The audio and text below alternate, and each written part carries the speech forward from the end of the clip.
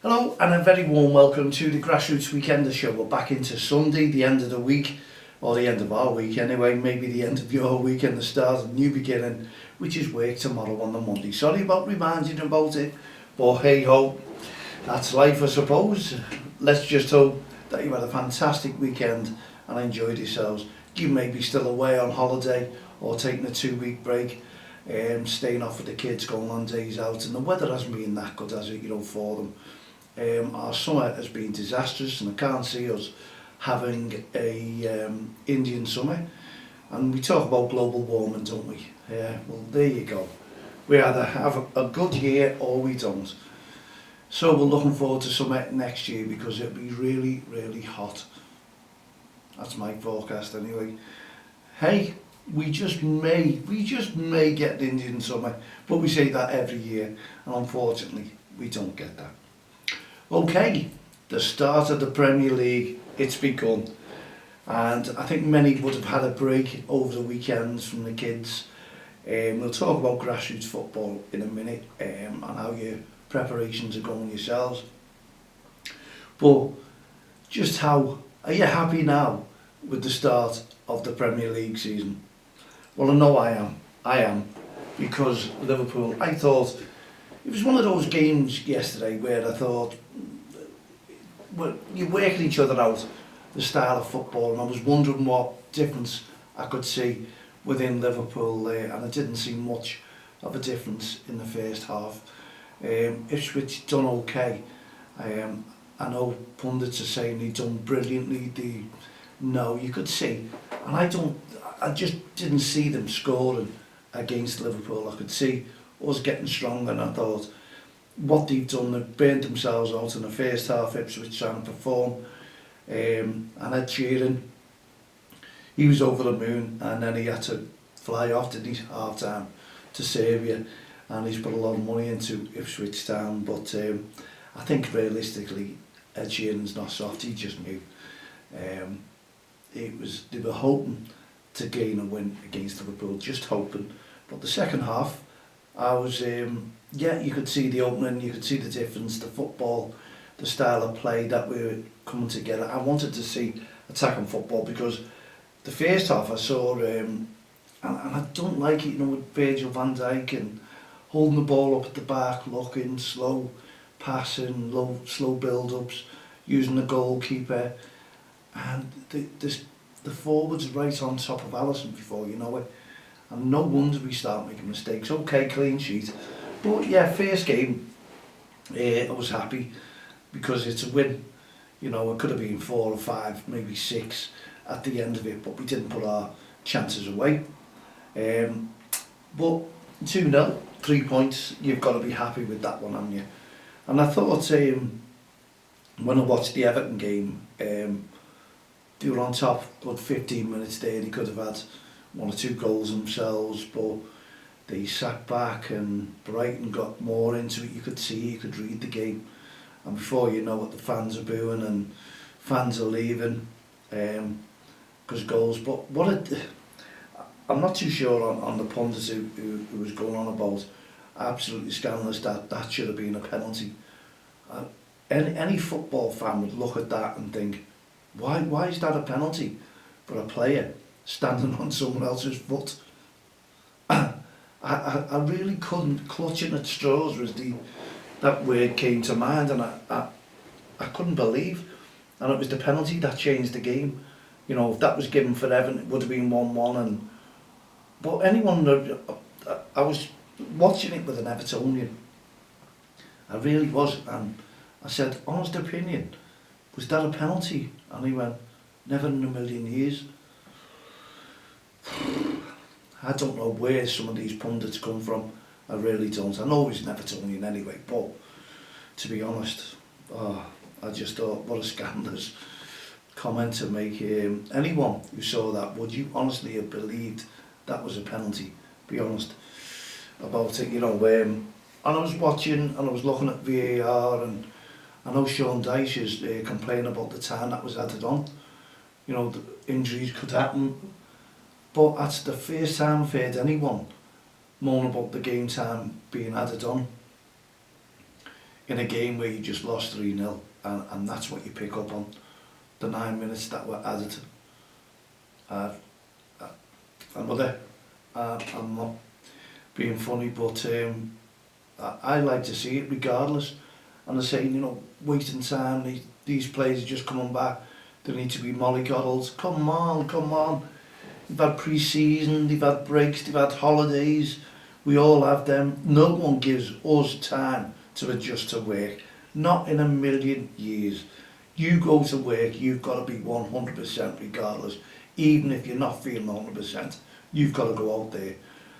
And, you know, I go out and do a massive shift, 15 hours, I'm sometimes there, and then the next member of staff could be an hour late or something. I've got to hang on another hour. And we're talking 9 minutes here of extra play time. Come on, Mr. Dyche.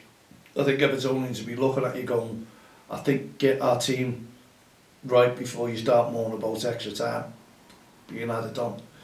What happens if Everton are 2 goals down and they scored 2 or 3 in 9 minutes?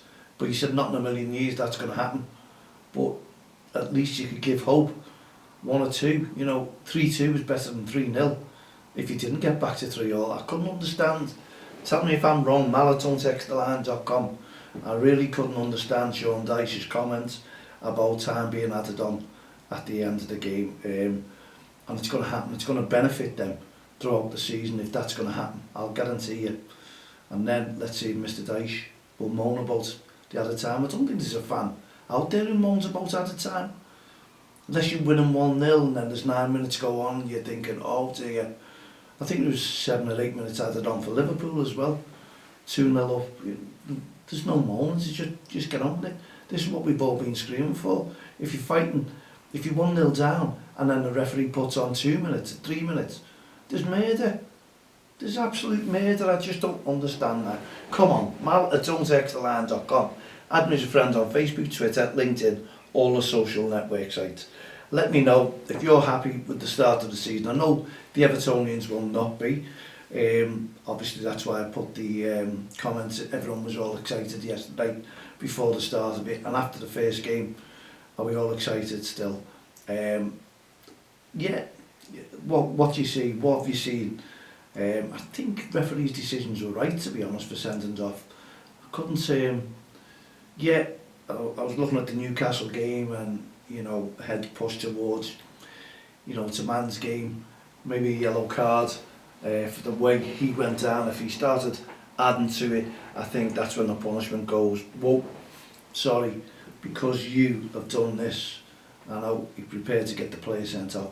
Anyone who does push their head towards a player, it's been like that for years, is looking for consequences like that, you know. So the referee's got it right. Can't blame the referee for that. He's got to give a red card because it was intense, wasn't it? If he'd have just held his ground and stood back, I don't think that would have been a sended off. I really don't. So just thought maybe the opposition player should have got booked as well for failing injury, because it wasn't a head injury. And I think managers should look at players about that. What I did notice over the games is the players are still going down as if they've been hit by a truck. It's a man's game, a contact sport. Come on, come on. Grown men rolling round in agony. It doesn't make sense. It doesn't make sense. And I could see that in many of the games yesterday, and I think everyone agrees with me. We've got to get rid of that. I love it. And plus the fact that wasting time on throw-ins as well. Liverpool do it as well. You know, let's speed that up. They must. You can't. Like Maguire, I saw that the other day where it's the ball is sat on a cone, ball goes out of play. It was their throw, and rather than them getting up and taking a quick throw, what happens? He knocks the ball away off the cone. Why doesn't he make that a bookable offence? You know. That to me, anything like that, anything holding time up on throw-ins, speed them up on the throw-ins, because that's where the time is wasted. The walking to take a throw, the looking round, you know, you must take a throw quickly. Right, there you go on the Premier League. Let me know your thoughts regarding what I spoke about. Obviously, I don't think many will disagree with me. Yeah, it's just one of those things. First game is always great to have in the bag, but the second game could turn out to be even trickier. Anyway, games today: Man City, Brentford, Crystal Palace, Man City and Chelsea. I'm definitely going to go for Brentford. I think Brentford will be on form, on fire today against Palace. Palace take a little bit to warm up. I reckon 2-1 there, Brentford. And then I'm sticking my neck out here and going 2-2 Man City and Chelsea, because it always seems to be one of those games, doesn't it? Well, there you go, there's my forecast. Let's see if I'm right today. You know, I hope it's a draw, because we're 2 points ahead of City, and if we can start that right the way through and get 20 odd points, then no one's going to knock us for winning the league, the title. Yay! Anyway, hope you've enjoyed your games on the weekend. We've got more coming up. The Premier League is back. Nice to have a win. I enjoyed it, and I'm happy, yes, indeed, that the Premier League has started. And I don't think many Evertonians will, looking at that performance. I think they'll hope to boost. It just didn't look right. Their plays didn't look right. The fans knew it. They were leaving early. That ground was practically empty by the end of the final whistle. But anyway, there you go. Premier League done. Now we're going to grassroots football. We've just been talking about throw-ins and the time wasted, and that should be added on in the Premier League. But at grassroots level, there'll be no throw-ins next season. Have you been working on it? I'd like to know your teams. Have you been working, getting the kids all just adjusted and ready for it? I think there's going to be a lot of confusion at the start. Kids are going to be picking it up, then they're going to be explained to, so it's going to waste a lot of time, because kids are kids and they can't grasp a change, and that change to me is a wrong change. But what can we do? The powers that be have made that change to protect the children from heading the ball, and I think we're going to get more free kicks. You watch the way the games pan out. Kids will still try and jump up and head. They'll handball it, there'll be free kicks given, shots going. What do we do? A lot of handballs coming up because the kids can't throw their head to it. Watch how many. I think it'll ruin the game. It'll take the incentive. People, I know they'll all be saying, you'll get used to it. Once the kids get used to it, it's not that. Then you've got to train the kids around about 12 years of age for throw-ins again. Yeah, you can see how it's done, watch how it's done. You reckon they'll be older by that time, so they'll pick it up rather quickly. I just think, I'd love your thoughts on it as well, what your thoughts are on no throw-ins, free kicks. I'm just trying, I love the game. You know, when you're talking about things like this, taking out, and we're talking about people who stand there now and go, yeah, but you're not thinking about the protection of the kids. You know, the balls are different. This is my honest opinion. The balls are a lot lighter than they were years ago, and I, for one, can vouch for that. And the laces that we had, we could 100% guarantee that that would have caused head injuries. But there you go, you know, you're going up, clash of heads when they go in. You can't take that out the game because people are trying, and yet they're going because they're heading the ball. That's the Premier League. But you won't get many clashes of heads, or will you, in grassroots football, because kids will still run into each other when they're looking for a ball, chasing for a ball, and then they turn sharply. We've all done it, we've all been there, we've all had a clash of heads somewhere along the line. So it remains to be seen how it'll affect the grassroots game next season. But as I say, what's your preparations being like for the kids? Coaches, have you picked up on it? Have you looked at tactics? You can see tactics. I know many will be waiting to see what other teams do.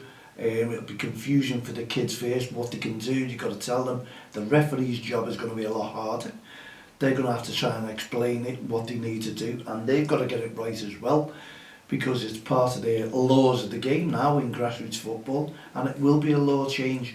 It will be a rule change, law change, whichever it may be, but it's the laws of the game, we all know that, and there is rules to football as well, so whichever way you look at it, regardless, this is how you play the game. It's going to be great, but I'd love to hear from you what you're doing about it. And I know I'd say 100% of the managers I've talked to have all been against it. They really have, because it's taken away the flow of football, taken away something out of football that's part and parcel of football. You know, the kids are confused there. You can't take a throw in, and yet they're watching a Premier League game, Championship game, whatever it may be, where the adults are taking the throw-ins. So throw-ins basically aren't allowed for kids, if you know what I mean. And yeah, football, are we ruining it? Are we definitely ruining it? And we talked yesterday, you know, with preparations, how much does it cost you? How much at the moment does it cost you if you got a sponsor? And I still see clubs and people are coming to me asking me, do I know any sponsors? I'd love to say, yeah, there you go. It's unfortunate that teams are still chasing out sponsors, and without the sponsors, like Aintree Sofas, absolutely magical. Thank you very, very much indeed. I've got a really good bond with them, and it was great to see them. We're talking away to them. And honestly, I do believe that we can go further with our sponsor, but that's for the team, obviously, that I've got in mind. I can't help anyone else out, and John from Aintree Sofas has, you know, said to me, if anyone comes here, you know, you go through yourself for our sponsorship, not get into contact with them because he's been inundated, and all he can say is no. He'd love to help out every way, so, but you can't. Communities, honestly, communities and sponsorship is essential for the kids, because we're talking about financial situation here. We're looking at Premier League clubs in the financial, you know, likes of Everton, what happened to them? You know, we're talking financial here, you know, money overspending. Any overspending in grassroots football? A lot. But my overspending, my thoughts and everyone else's thoughts, people who are coming to me, it's not just my opinions. These are managers right the way through, coaches. These are parents who are upset about the monies that's coming out of their pockets. People talking to me. So we want to do something about it. We want to make sure, or if we can, bring these costs down. Bring them down. Give some free football. Give a hub free for kids. Let them all book in. At least it's free football. Not everyone will get on there, but I think there should be a free hub built. The council should be doing this, helping to do it and fund the game themselves. There's a lot of green space there, but selling green space to put on more hubs, wrong, it really is. And then we're looking at maybe some of these leagues now, they're turning the grass into hubs as well. We're doing away with grass. I think it's wrong, all for the sake of games to be played. But you know, if it snows and it's heavy snow, those games will be off as well. I'll guarantee you, honestly, they're not weatherproof, 100% weatherproof, because ice and snow will affect the surrounding areas. You can't get to the game, and they'll all be snowbound anyway. So who's going to clean the snow off the 3G pitches? Not under soil heating. We need grass pitches built. We need the good foundation. We do need, if you can, under soil heating. Why not? Cost a fortune. Communities, put it together. Let's do something. We're backing off. We do funding for a million other things. Let's do funding for a nice pitch where kids can go and play football for free. You know, and maybe put leagues on there, a free league. Let's give something back to the kids and the parents, instead of just taking it out of their pockets, left, right and centre, because grassroots football is getting extreme now in price. And we only have to go to our hubs, our charitable trust hubs, you know, to see the cost of training. You could turn around, the FA can come out and say, it's costing you £31, 31p, you know, for a game of a month, for a game of football, put it all together, this is what we're charging. Wrong, free, because everything on top of that, your kids, they don't have any say in that, but what they're doing is saying they're keeping the prices down. Why on earth? Leagues with so much money in their accounts, not being fed back to teams, their members who have a say and don't realise that it's their money. And I keep emphasising when we were running the league, and there's no harm in getting in touch with all our committee members. We run the Anfield Junior League, and every year we spent it out on better trophies, and we left a couple of £100 in just to see us to the next season, and that was making sure that we had affiliation so the league could come until the money come in. Everything was spent up, but we still had a little kitty. You know, we were spending it on the members. They were the ones who were benefiting, and we were coming up with ideas. Leagues now are just there. What ideas can we come up with? Right, more fines, pitch encroachment, you know, haven't filled the card in, let's give more fines out. They don't want to give fines out, but unfortunately, people won't listen, they have to. And what? And what? It's all admin, it's all volunteer. If they don't fill it in, let's do it, someone do it for them. You know, let's give them leeway, let's give these managers and coaches leeway. You know, I don't want to be anyone's enemy here. It's just fact. I'm trying to save people money, and I think we need to change things, and we need to give change back to people. It's better in their pockets than out of their pockets, and that's all the XTL is trying to do.